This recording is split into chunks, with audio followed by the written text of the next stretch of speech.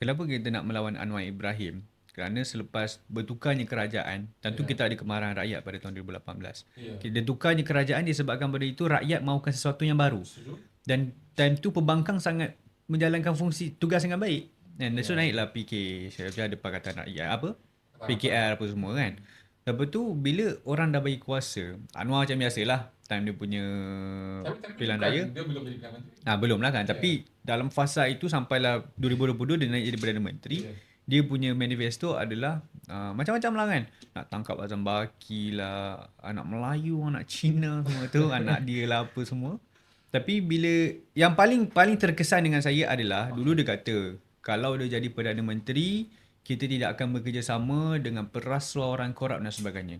Tapi bila dah jadi Perdana Menteri, benda pertama yang diumumkan adalah Zaid Hamidi sebagai timbalan Perdana Menteri. Dan dia sambungkan pula kontraknya Azam Baki sebanyak 3 kali, malah dipuji. Itu yang membuatkan kami ataupun spesialis saya marah dengan Anwar Ibrahim. So,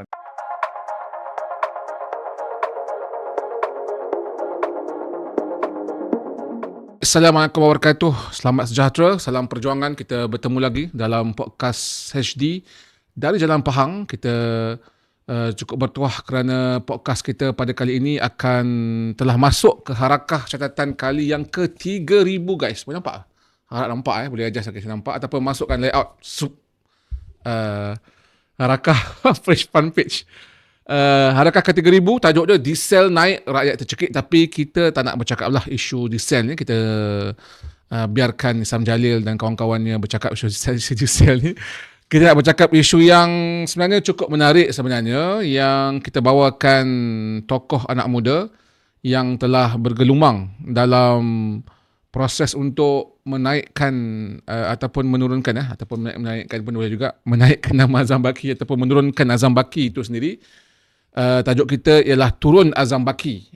Kenapa kita pilih tajuk ini? Kerana kita memanggil tetamu yang cukup kita hormati dan kita nantikanlah aksi anak muda. Kita tengok keberanian mereka seberani mereka berpentas di hadapan majlis ketika ada Azam Baki di hadapan. Kerana mereka budak-budak ni, mahasiswa ni ataupun anak muda cukup berani. Kita bawakan di podcast HD dari Jalan Pahang. Sebelum tu guys, tolong follow, subscribe Arkah Daily HD. YouTube kita sudah dah berapa ribu 13,000 hampir 14,000. So kita counting on the next 50,000k subscriber. Guys, tolong follow, tolong support Arkah Daily. Alright, takkan kau nak support MCMC ataupun Fahmi Fazil, minta maaf Fahmi. Kita sembang-sembang je. Alright, kita nak memperkenalkan dua tokoh anak muda daripada NGO Mandiri. Kita ucapkan selamat datang kepada saudara Fakhur Razi atau Peko. Peko ke Peko? Peko, P-E-K-O. Oh, memang style anak muda. Rambut pun makin hebat Dulu masa jumpa dekat tu masih lagi Dia pendek sikit. Kali ni memang sengaja tunggu sampai Anwar jatuh ke macam ni? Sampai jatuh bawa potong. Wah. Terima kasih datang brother. Okay. Peko, nanti kita kenalkan siapa Peko nanti sekejap lagi. Dan juga yang tetamu kedua kita juga anak muda hebat daripada Sabah di bawah Bayu, saudara Hamdin. Apa khabar brother? Baik, alhamdulillah. Rambut panjang juga boleh macam. Saya berimbau betul lah rambut panjang ni. Hebat lah anak muda ni. Okay guys, soalan yang mesti jawab. Siapakah Peko, siapakah Hamdin? Silakan. Okay, baik. Assalamualaikum. Saya Muhammad Fakhur Razi bin Khairul Rijal atau lebih mesra dikenali sebagai Peko lah. Memang dari kecil, dari lahir, memang lepas keluar je dari perut mak tu terus panggil Peko. Dan saya berasal dari Kuala Lumpur. Okay. Sebelum ni saya belajar di peringkat ijazah sarjana muda di UPSI, UPSI dalam bidang coaching sains kejurulatihan. Dan sekarang saya menyambung pengajian saya di peringkat ijazah sarjana di UPSI juga dalam bidang sport science in education. Oh, menarik. Bakal guru. Saya tak nak jadi guru. Saya jadi aktivis. Aktivis. Oh, hebat tu, macam tu. Orang semua beri jadi cikgu. Mungkin tak apa. Nanti kita bincang detail nanti. Salam ni, silakan. Assalamualaikum. Saya Hamdin Nordin. Nama penuh Muhammad Nur Hamdin bin Nordin. Saya berasal daripada Sabah. Sebelum ini saya belajar di Universiti Malaysia Sabah dalam bidang sosiologi dan antropologi, sains sosial. Kemudian 2024 saya menamatkan pengajian, baru saya berpindah ke Kuala Lumpur untuk bekerja dan melawan Anwar Ibrahim. Kenapa you guys, of course lah, banyak sebab kan. Cuba berkongsi kenapa Anwar Ibrahim dan juga mungkin Azam Baki terus. Kalau jawapan saya lain, jawapan Hamid lain lah. So saya mulakan dulu. Kenapa kita nak melawan Anwar Ibrahim? Kerana selepas bertukarnya kerajaan, tentu kita ada kemarahan rakyat pada tahun 2018. Kita tukarnya kerajaan disebabkan pada itu rakyat mahukan sesuatu yang baru. Dan time tu pembangkang sangat menjalankan fungsi tugas dengan baik. Dan so naiklah PK, ada Pakatan Rakyat apa? PKR apa semua kan. Lepas tu bila orang dah bagi kuasa, Anwar macam biasalah time dia punya pilihan raya. Dia belum jadi Perdana Menteri. Belum lah kan. Tapi dalam fasa itu sampailah 2022 dia naik jadi Perdana Menteri. Dia punya manifesto adalah macam-macam lah kan. Nak tangkap Azam Baki lah, anak Melayu, anak Cina semua tu, anak dia lah apa semua. Tapi bila yang paling terkesan dengan saya adalah dulu dia kata kalau dia jadi Perdana Menteri, kita tidak akan bekerjasama dengan perasuah orang korup dan sebagainya. Tapi bila dah jadi Perdana Menteri, benda pertama yang diumumkan adalah Zaid Hamidi sebagai timbalan Perdana Menteri. Dan dia sambungkan pula kontraknya Azam Baki sebanyak 3 kali, malah dipuji. Itu yang membuatkan kami ataupun spesialis saya marah dengan Anwar Ibrahim. So, Hamdi? Ya, saya fikir anak muda hari ni, khususnya kalau saya cerita dalam konteks saya, kita membuat analisa lah apa yang berlaku di Sabah. Dengan di Sabah itu ada masalah air, masalah jalan raya, masalah kos sara hidup. Tapi di saat rakyat dihidangkan dengan itu, kita dihidangkan dengan santapan lain, iaitu isu rasuah adun Sabah. Kan? Dan juga kita dihidangkan lagi dengan lebih banyak lagi isu-isu yang melibatkan integriti negara dan berfokus ke arah, sudah tentu bila kita bercakap soal rasuah, sudah tentu badan yang bertanggungjawab itu adalah SPRM sebagai badan integriti negara yang dikepalai oleh Azam Baki. Dan Azam Baki pula bermasalah. Dari dulu ada kontroversinya tentang pemilikan saham dan sekarang juga ada isu yang sama tentang pemilikan saham dan sekarang pula kita digemparkan lagi dengan isu korporat mafia. Jadi kita fikir inilah di saat rakyat masih tidak hidup dalam keadaan selesa, rakyat tidak mendapatkan hak mereka, perkara-perkara beginilah sebenarnya perlu dilawan kerana mengambil hak rakyat itu. Kenapa korang berani sangat masa yang majlis tu berapa bulan yang masa korang 7 April is it? Di hadapan ketika tu dia bentangkan isu integriti lah. So why Mandiri ataupun you guys Peko Hamidin berani mengangkat spanduk tu tulis apa? Tangkap Azam Baki. Azam Baki simbol reformati. Okay, kenapa begitu berani? Cuba cerita sikit. Ya. Tak takut kena tangkap ke? Tak takut polis ke? Tak takut SPRM ke? Okay. So bila dia sebenarnya macam ni, sehari sebelum tu memang kita ternampak lah, Alhamdulillah kongsikan ada, memang PSPRM ada buat posting, memang ada blast benda tu, invite orang, isi QR code dan kita macam tu, Amdin cakap, macam mana orang yang ada banyak kontroversi dan sebagainya masih mahu bercakap tentang integriti kan. So kita pun dah follow isu dah lama. Kita pun dah sebelum ni dah pernah buat demo Azam Baki, hantar member dan sebagainya. Tapi dia nak naik lagi atas pentas dengan bangganya cakap tentang integriti. So kita macam memang mengundang lah. We need to do something lah kita kata kan. Apa kita nak buat? Terus macam kita buat silent protest lah macam tu kan. So kita pun pergilah apa semua kan. So macam tu lah.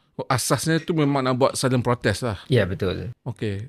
So mana datang courage dan keberanian tu Hamdin? Ya, kita fikir yang angkat tu Hamdin kan? Yang angkat Hamdin dan Ahsanul kan? Tapi yang viral video dia kan, yang dia tanya polis, kenapa saya ditahan? Adakah saya ditangkap? Okay, cerita.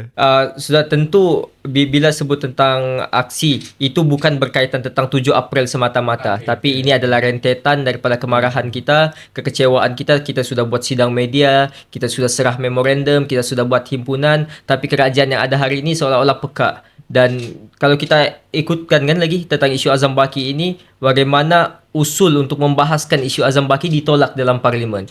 Jadi kita fikir ini sesuatu yang besar kan. Bagaimana institusi awam didanai menggunakan pendapatan negara dan sebagian besarnya adalah duit rakyat itu tidak boleh dibahaskan di dalam Dewan Rakyat. Ini masalah besar dan memang mengundang Azam Baki dengan kontroversinya apa semua, tiba-tiba buat pula wacana berkaitan integriti. Jadi kita fikir ini lebih biadab daripada apa yang orang katakanlah tentang kita ya. Setuju tak kalau saya katakan Azam Baki ni sampai sekarang untouchable? Untouchable, Yes. setuju. Kita memang sangat setuju. Sebab bukan di zaman Anwar saja, di zaman-zaman sebelum ni pun dia Ini bukan cerita pasal siapa memerintah. Ini cerita pasal institusi tu. betul. Dan dia pun bukan Anwar saja dah 3 kali disambungkan kontraknya. Sebelum ni pada zaman PN pun dan dia naik pun pada zaman PN. So kita rasa macam apa yang kebal sangat dia ni kan. Mungkin soalan bukan soalan kebal tu. Rahsia apa yang dia pegang? Itu the right question sebenarnya. Setuju tak? Setuju, memang setuju. Cuma rahsia apa tu tak tahu sebab rahsia. Sebab itu kita fikir ada keperluan kita rasa untuk kita terus menekan sehingga akhirnya satu persatu terbongkar dan perkara ini kita akan lawan. Ada netizen kata selepas less than 24 hours, I think you guys ambil masih lagi dalam lockup kita silap. Tular di social media ramailah geng-geng yang dipanggil pro kepada kerajaan hari ini memaparkan satu gambar. Saya tahu gambar ni kita swipekan gambar ni. Sebab saya content creator. Gambar Rafizi Ramli, sebelah tu you guys lah, demo Tamaki. So dia kata, ini budak PG ni komen. Okay. Sebenarnya yang paling viralnya Caprice. Dia yang buat video tu kan. So kita rasa macam agak lucu sebenarnya kan. Analogi yang mudah. Kalaulah okay, sekarang kita tahu di atas pentas tu saya sebelah kanan, Rafizi, Hamdin kan. Kalaulah di atas tu Anwar Ibrahim, takkan saya budak Anwar Ibrahim. Kalaulah di atas tu orang lain ataupun sesiapa, takkan saya budak tu kan. So ini adalah pentas rakyat.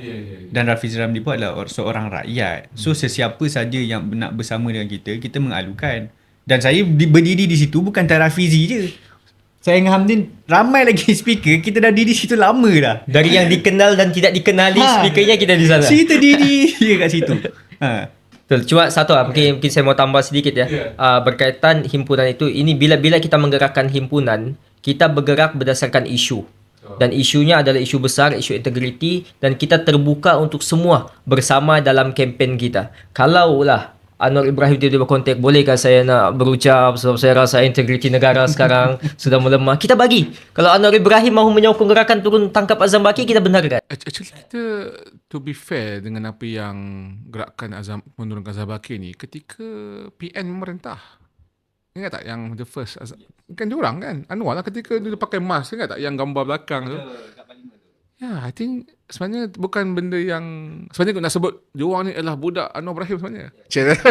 Sebab tu slogan keduanya Azam Baki adalah simbol reformati. So kita fikir reformati ni adalah singgungan paling mujarab untuk kerajaan Anwar Ibrahim yang dulu mukanya lain, sekarang mukanya lain. Ya. Ada juga istilah Azam Baki menglondehkan hipokrasi Anwar Ibrahim kan. Terangkan kenapa ya, itu you guys punya slogan kan ketika Ketika ditangkap saya ada sebutkan benda tu. Sebab itu kita lihat bagaimana kita sebenarnya secara peribadi saya tidak ada masalah dengan Anwar Ibrahim. Dia tidak pernah rampas girlfriend saya ke atau apa. Saya tidak ada masalah peribadi dengan Anwar Ibrahim. Cuma kita bermasalah apabila dahulu dia cuba meyakinkan rakyat soal integriti, soal SPRM, reformasi dan sebagainya. Tapi akhirnya apabila mendapatkan kekuasaan, nadanya mula berubah. Jadi sebab itu kita fikir salah satu nadanya yang berubah adalah dalam isu Azam Baki. Itu sebenarnya kerisauan kita. Kita risau apabila dia melakukan seperti itu kan, dia bukan setakat memberi impak kepada ekonomi dan sebagainya, tapi memberi impak kepada anak muda yang akhirnya tidak percaya lagi politik. Kita nak flashback sebab saya antara yang 3 minggu saya berada di Sabah untuk kempen membantu Pilihan Negeri, membantu Dr. Ali Akbar. Saya memang membantu kempen di Karambunai lah, ikut beliau. Saya tak nak sebut yang itu. Nak sebut tentang apa perasaan anak muda Sabah bila melihat skandal rasuah Sabah itu. Dah sepi dah sekarang ni, masa-masa saya dapat jabatan. Masa dapat ghanimah. Dan isu Sabah tak selesai lagi. 40% tuntutan Sabah masih lagi berkumandang dan menjadi alat politik Bagaimana anak muda Sabah melihat pasca PRN Sabah? Ya, saya fikir di Sabah ni agak lain dinamikanya berbanding di Semenanjung kan. Sebab di Sabah ni memang sangat kuat politik dinasti, politik wang, dan mereka bolehlah cakap apapun, tidak ada politik wang dan sebagainya, tapi kita sebagai rakyat Sabah kita nampak realitinya memang berlaku seperti itu. Cuma masalah saya fikir antara cara kita untuk menyelesaikan bagaimana mahu mematangkan politik di Sabah itu adalah perlukan pendidikan yang berkualiti di Sabah. Sebab bagaimana kita lihat Sabah tu besarnya lebih besar daripada Pahang kan. Di Jalan Pahang kan, walaupun Kuala Lumpur lebih besar daripada Pahang dan beberapa negeri di Semenanjung, tetapi universiti cuma ada yang besarnya Universiti Malaysia Sabah dan ada UiTM. Bayangkan, seolah-olah saya melihat, saya bukan mahu bersangka buruk kepada kerajaan persekutuan, seolah-olah benda ini memang disusun supaya ramai anak muda Sabah tidak mendapatkan peluang pendidikan yang berkualiti itu, dan akhirnya perkara ini yang akan mengganggu proses diorang dalam memilih dalam pilihan raya negeri. Ini kita kena dipokaskan tajuk yang tapi menarik. Saya rasa isu pendidikan Sabah ni kena dibincang secara tuntas. Kita bukan tapi it's good starting.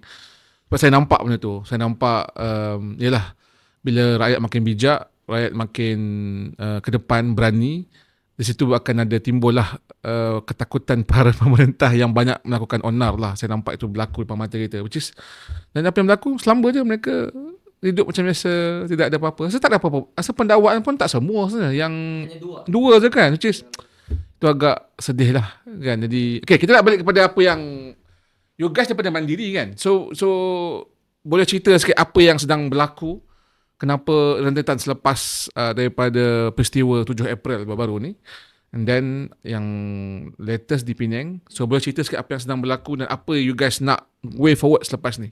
Okey, macam sekarang adalah kita tengah buat jelajah. Jelajah, ceramah, tangkap Azam Baki. Alright. Kita ada pergi ke beberapa negeri, antaranya di Penang yang baru saja selesai minggu lepas.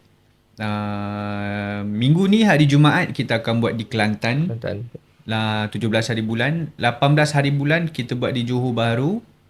22 hari bulan kita akan buat di Kuala Lumpur. Dan akhir sekali, bukanlah ending. Cuma yang the besar, the biggest tu, kita akan buat demonstrasi tangkap Azam Baki pada 25 hari bulan di Dataran Merdeka. So kenapa kita buat benda ni? Okey.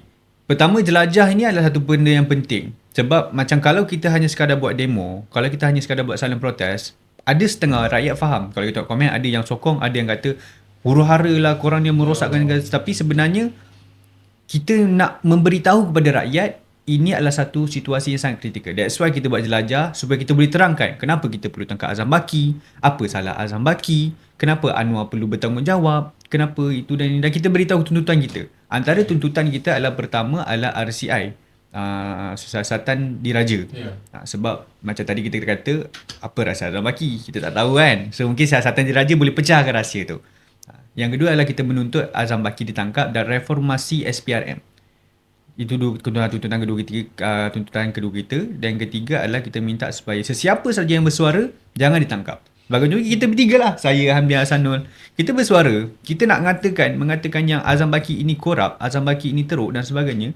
Tapi kita pula ditangkap, bukannya Azam Baki. Azam Baki masih lagi bebas, sampaikan dia ada squad elite semalam. Sebab korang punya perangai ni cik. Korang punya sikap ni mengganggu Malaysia macam.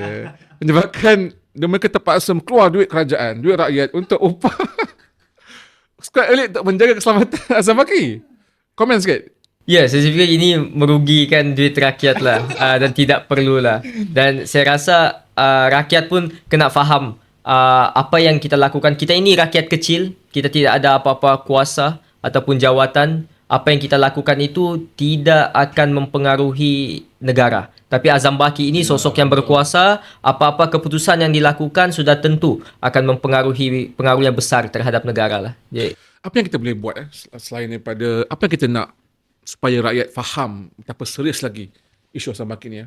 Apa yang kita boleh cakapkan ke rakyat di podcast kali ni bahawa betapa bahayanya isu. Untuk pengetahuan you guys, Azam Baki tarikh sambut ataupun sambung adalah pada 12 Mei ni lah. So saya punya maklumat tak sambung. Mungkin ada maklumat lain. Cuba kongsikan apa pendapat korang. Kita tak tahulah benda ni just 50-50. Ya, betul sangat. Dan kita pun mendengar maklumat tu dari pelbagai sudut. Ada juga kita dengar kata yang tak disambung. Ada juga kita dengar disambung. Disambungkan lagi kontraknya lagi beberapa bulan. Cuma kita tak pasti kesahihannya benda tu. Sebab kita macam bisik-bisik je, betul ke ni? Macam tu. Tapi yang utamanya saya fikir Azam Baki disambung atau tidak, siasatan diraja perlu diwujudkan. Itu isu dia. Saya difahamkan dia tak disambung dan dia difahamkan tengah melobi untuk naik ke senator.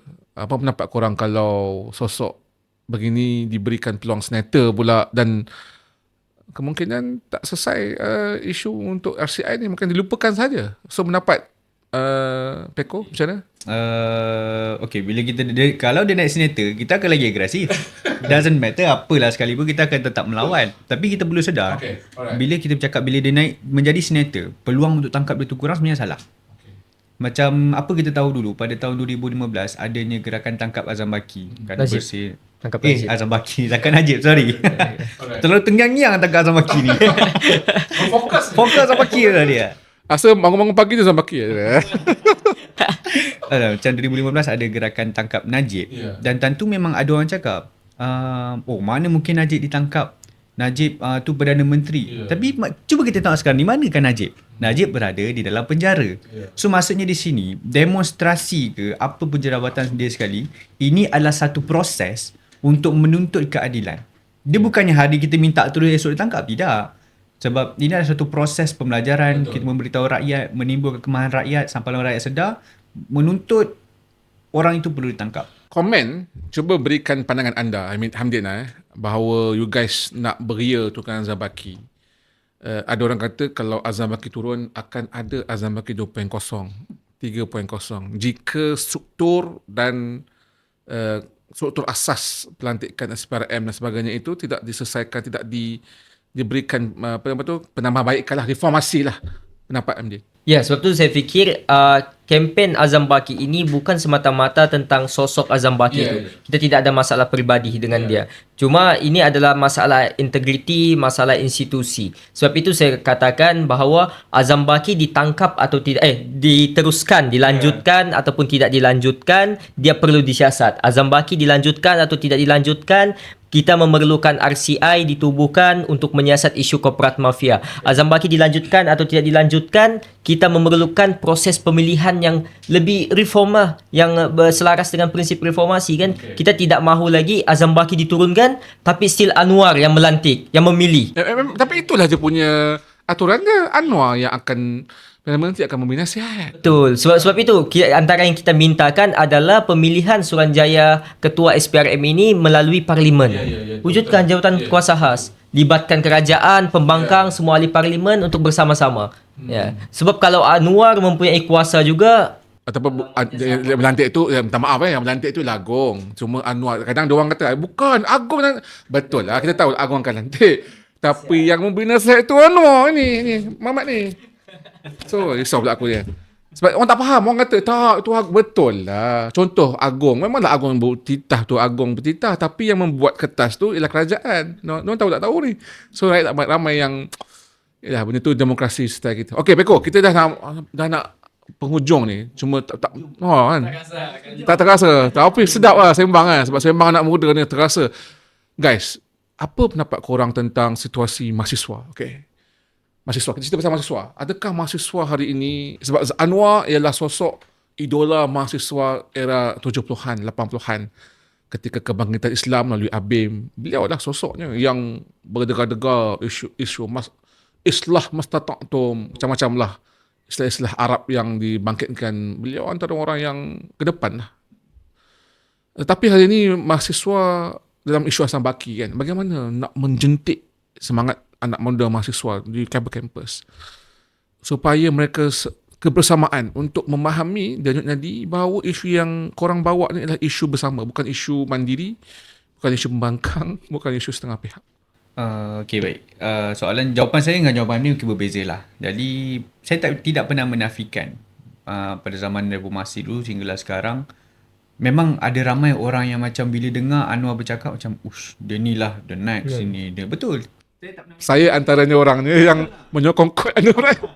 Saya tidaklah menyokong kuat Anwar, tapi saya pun pernah macam admire dengan Anwar, dengan speechnya dan sebagainya sebelum jadi Perdana Menteri Ya, kan. sebelum, Sebelum of course sebelum Menteri kan. Okay. Tapi bila dah jadi Perdana Menteri dia macam apa benda kau buat ni?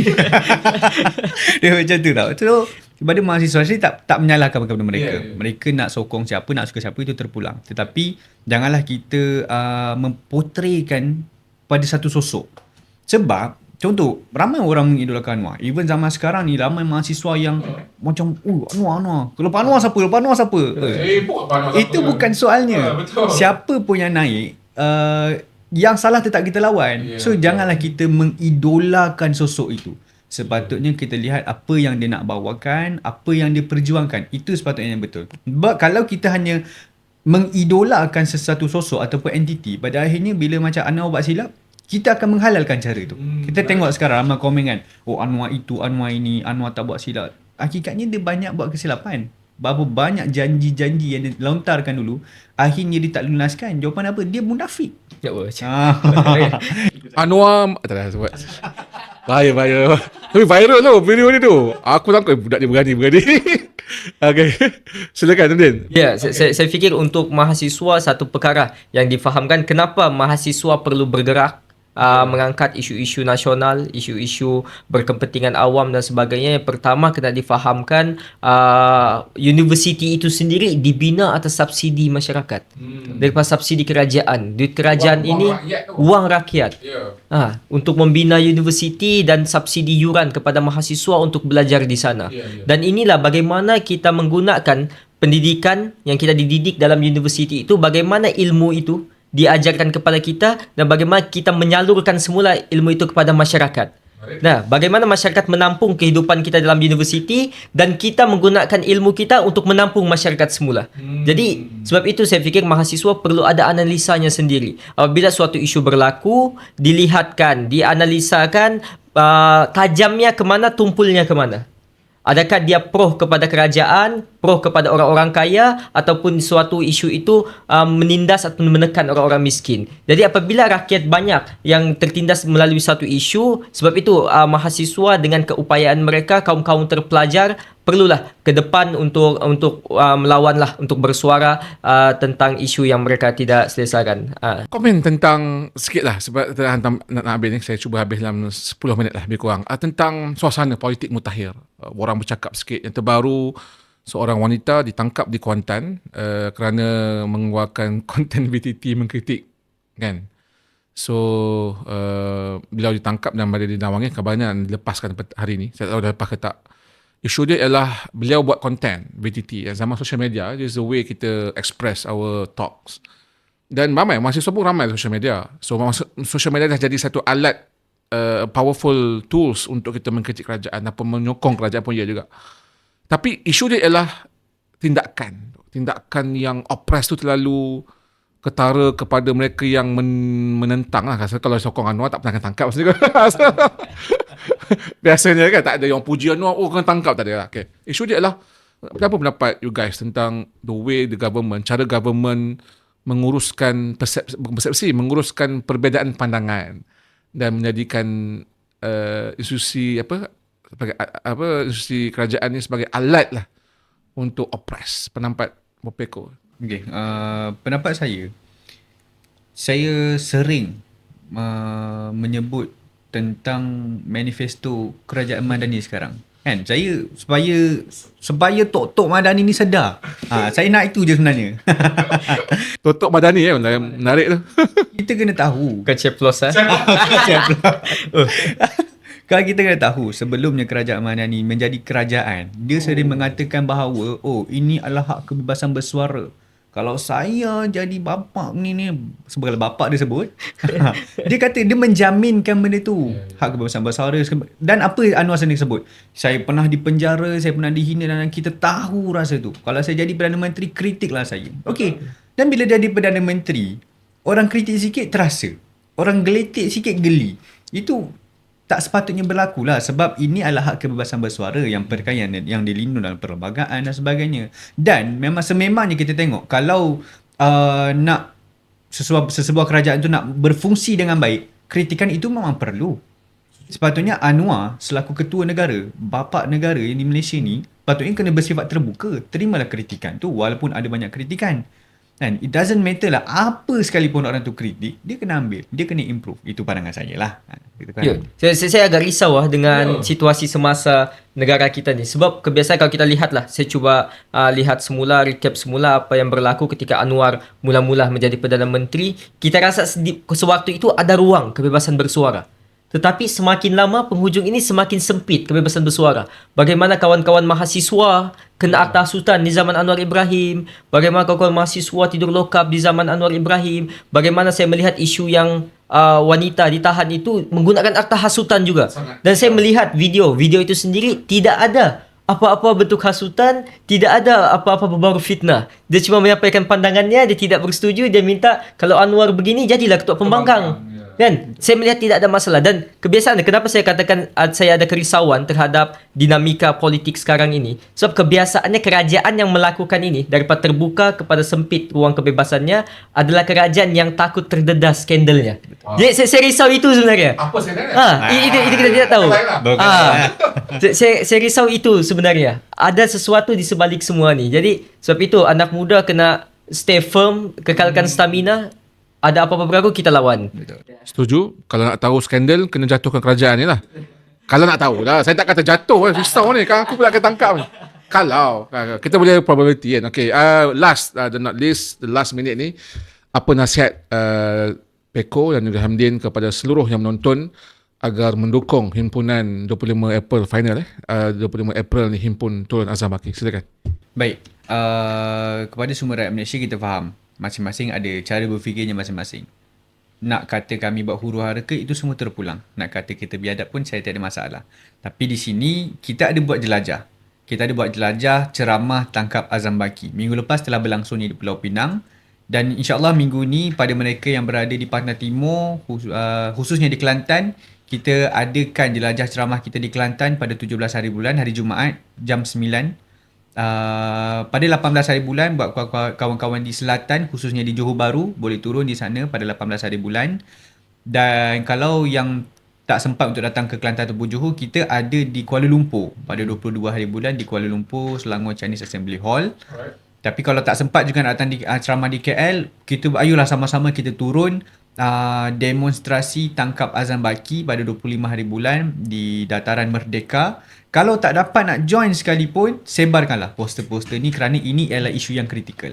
Apa yang boleh kongsikan sejauh apa yang menariknya? Ada upacara sebat azam baki? Saya tanya soalan. Okay. Sekali gimmick kita belum bincang. Tak macam lagi. Okay. Tak ada bakar-bakar patung azam baki, tak ada Saya sebut ni sebab sebat, bakar, sebab kita buat itu, kita sebat Anwar, Mas Turun Anwar tu. Oh, kena panggil tu. Tu agak critical. Dia agak triggered. Walaupun kita rasa biasa. Kalau luar negara sebat Trump tu biasa je kan. Tapi sini tak boleh. Orang kita triggered. Penyokong-penyokong mereka triggered dan report polis dan memang kena suara siasat lah. So Trump lagi strong dari Anwar. tak, penyokong. Kadang penyokong. Saya percaya. Saya bukan nak backup Anwar. Saya percaya Anwar ni dia boleh terima kot. Saya tak percaya.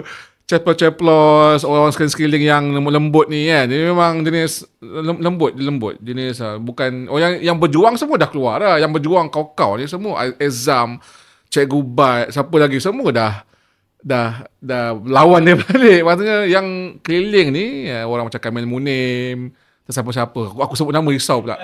Tak maaf Kamil kita sama-sama kawan-kawan kan. Maksudnya orang-orang yang begini mereka buat kerja dia lah. Isu politik kan, you guys mengenal. Takkanlah tak backup, kena backup. Isu dia ialah kita bimbang mereka ni yang lebih sulu daripada kuat.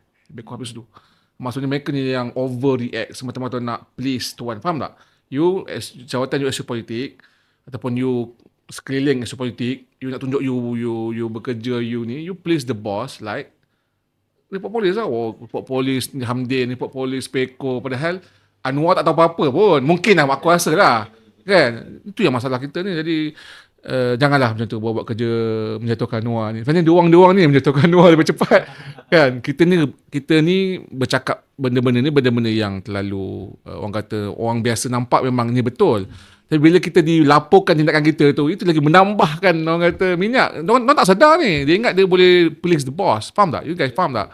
Sikap itu yang kita rasa tidak berapa cantik lah. Not a very good strategist lah kalau saya di peringkat kerajaan kan. So it's not good strategy lah. You have to change the strategy lah. Jadi tak apalah, kita tinggalkan itu. Terima kasih banyak sahabat-sahabat semua. Terima kasih datang ke Harakah. Harap kita boleh adakan lagi. Kita mungkin boleh podcast di luar pula, di Mandiri ke atau di Dataran Merdeka ke satu hari nanti. Kan, kita akan cuba, kita doa lah supaya Malaysia ni lebih baik. Sebenarnya dulu ketika 2018 jatuhnya kerajaan Barisan Nasional, so harapan besar rakyat ketika itu adalah melihat suasana politik hype tu very sangat tinggi lah. Maksudnya orang nak kerajaan yang lebih bagus lah senang cerita. Tapi apa yang berlaku is apa yang dah berlaku dah kan, kerana COVID datang and then kemudian datang PRU 15. Apa yang hari ini sepatutnya mereka belajar, but dia nampak mereka tidak belajar lah. Dan apa yang hari ini adalah kesinambungan dan marah lebih teruk pun kita rasa kan, kebebasan media. You guys tahu kan, ini kita tak sentuh pun bab konten-konten yang diturunkan ni. Betul. Dan di Mandiri sebenarnya banyak juga konten-konten yang diturun. Kita punya Twitter pun kena block. Twitter kena block Twitter? Yes, Twitter. X Kena block? Tapi yang paling terkini sekarang ni, Executive Director Mandiri WhatsApp di block. Oh, ya si Amir Hadi. Boleh block kan? Ya, macam lah. Jadi pada rakyat Malaysia, untuk mendapatkan info terkini boleh follow Mandiri. Okay. Boleh follow di mana? Di Facebook? Kita ada semua platform kecuali X sebab kena block. So, saya baru tahu ni. So, itulah. Itu yang berlaku dan itu antara yang kita kena fight sebenarnya. Sebab, you guys tahu kan, Fahmi Fazil dulu dia buat apa? Dia buat konten temu, tahu tak ada hak kebebasan bersuara? Tahu dia buat, tahu tak video tu? Kan viral kan? Dia dengan siapa sama nama orang tu, ada dua orang, dia buat konten tu lah. Saya beli CD tu. Saya beli CD tu, kita minat Anwar tu, kita tengoklah apa konten-konten yang buat tu. Tengok budak siapa budak ni, dia buat macam tu, dia konten-konten TV jadi menteri. Isu dia ialah bukan soal jadi menteri tu, bukan soal dia buat konten tu. Bila jadi menteri dia tak sama. Itu yang marah tu. Jadi itu yang kita sedih lah apa yang berlaku kepada hari ini. Kita kritik lah. Saya harap podcast ni tidak di-ban oleh MCMC. Fahmi, steady lah sikit. Okay, kita harap kawan-kawan semua terus sokong. Saya sangat mencemburui gerakan anak muda yang begitu, tak tahulah korang ni kiri ke left right ke, tak tahu, tak penting tu. Yang penting ialah suara yang dibawa ataupun gerakan ni mesti diteruskan, sokong lah. Benda yang baik kita sokong, insyaAllah. Mudah-mudahan kita nak satu je, kita nak Malaysia lebih baik. We want a better Malaysia yang pemimpin-pemimpin yang betul-betul nak bekerja untuk rakyat. Itu yang kita nak, dan tidak menyusahkan rakyat lah. Apa yang hari ini di-sell dan sebagainya adalah rentetan daripada sebuah siri kepimpinan yang tidak mendengar penyiasati rakyat. Saya nampak itu saja. Very brief conclusion. Terima kasih banyak. Terima kasih kepada saudara Peko, Fakhur Razi dan juga Hamdin, dua anak muda yang hebat dan dahsyat. Terima kasih kepada Mandiri sudi hadir ke Harakah. Harapnya Mandiri dan Harakah boleh terus berkolaborasi dan kita akan terus mendukung suara perjuangan anak muda, suara perjuangan kebebasan bersuara, apa sahajalah yang bertepatan dengan nilai-nilai sejagat ini dapat diangkat ke mercu yang setinggi yang seterusnya. Yang penting guys, kita mesti turun pada 25 April 2026 di Dataran Merdeka bersama-sama anak muda. Saya antara pendukung utama demonstrasi, apa-apa demonstrasi. Jadi kita daripada zaman kita kata rakyat dulu sampailah hari ini, demonstrasi adalah salah satu, dia one of the demokrasi. Kena ingat tu. Ada orang dia masih lagi tak rasa demonstrasi ni satu alat. It is part of it lah. Selain daripada mengundi, betul lah tu, mengundi kebebasan bersuara, but demonstrasi adalah alat demokrasi yang mesti dihormati dalam sebuah negara demokrasi yang subur seperti Malaysia. Terima kasih banyak daripada kami, Harakah Daily dari Jalan Pahang. Jumpa di episode seterusnya. Assalamualaikum. Bye-bye.